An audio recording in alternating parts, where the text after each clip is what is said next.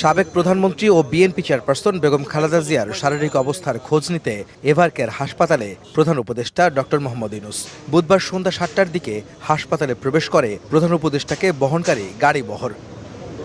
প্রায় আধা ঘন্টা হাসপাতালে অবস্থান করে বেগম জিয়ার চিকিৎসার সবশেষ খোঁজ খবর নেন প্রধান উপদেষ্টা। ডক্টর ইউনূসের সঙ্গে এ সময় ছিলেন বিএনপি মহাসচিব মির্জা ফখরুল ইসলাম আলমগীর ও বিএনপি নেত্রীর পরিবারের সদস্যরা ছাড়াও সরকারের নিরাপত্তা উপদেষ্টা খলিলুর রহমানও।